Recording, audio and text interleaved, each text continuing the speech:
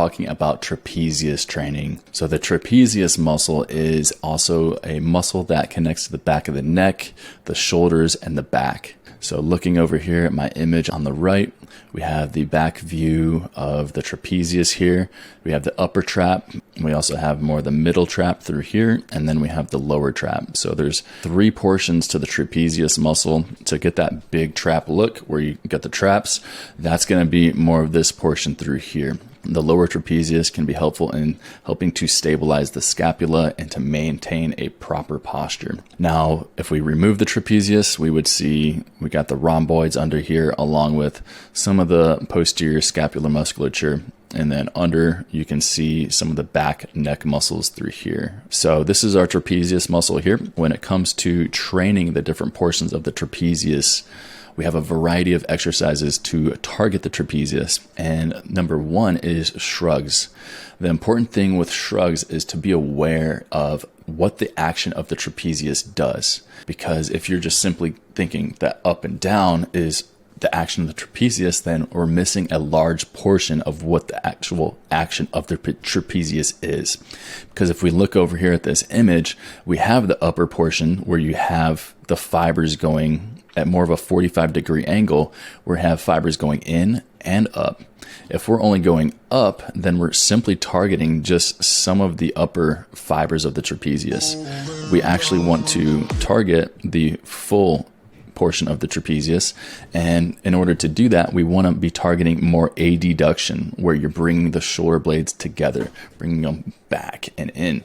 So that's one of the core actions of the trapezius, is to raise the shoulder blade up and to raise it in, or to pull it in. And so with shrugs, so many people that are out there doing just the up and down shrugs is missing a large portion of the traps. In order to really target the traps, what you want to do is to utilize a wider grip. Going with a wider grip, that's going to allow you to engage more of those fibers that pull the traps, pull the shoulders in. And it's through doing this that you can target the full portion of the trap. And you can see down here in this video, I'm doing a wide grip shrug and I'm doing an underhand grip.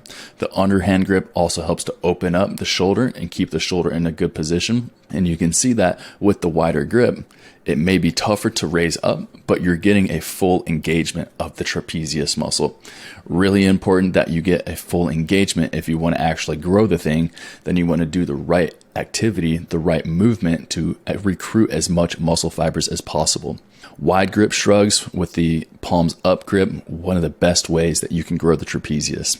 Other exercises we can do, we have the upright row, and this is a chest supported upright row, one of my favorite exercises to do. And when I do this, I like to add a little bit of external rotation at the top.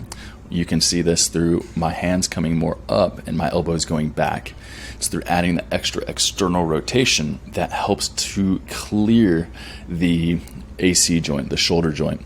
If we're doing just a straight up typical upright row like most people, then that's a great way to get a rotator cuff tear. It's a great way to cause shoulder impingement, tendonitis, and have a variety of shoulder problems.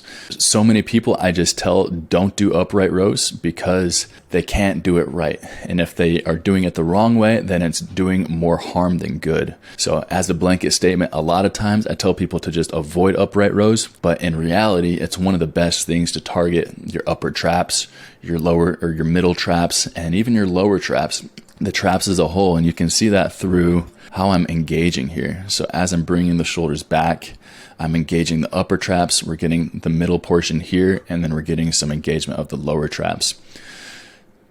That's what I say for upright rows. If you superset both the shrugs and the upright rows together, it's a way to destroy the traps. This will completely annihilate your traps because you're doing something heavier where you're hitting more of the adduction and the flexion up. And if you superset that with a row or this chest supported high row, you're really going to be overloading the traps in a beautiful way.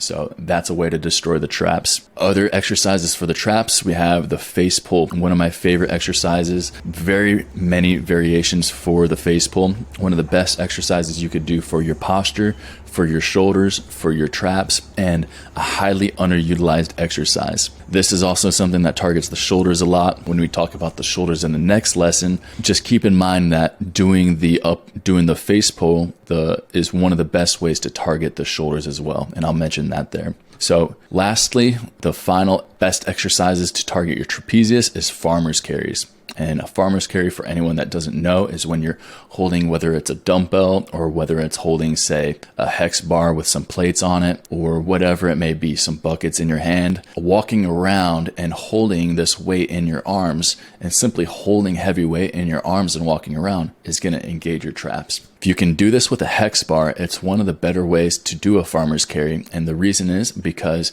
with a hex bar, your arms are out a little wider. And as I mentioned earlier, the traps do an adduction movement where it's pulling your shoulder blades towards your spine.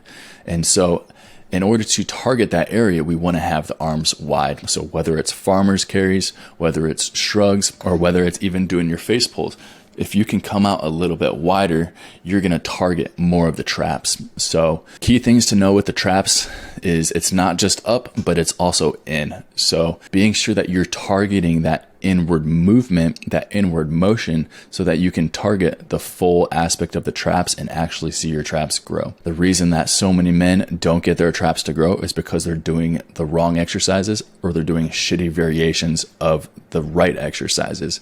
So how about you do the right exercises the right way and get the right result?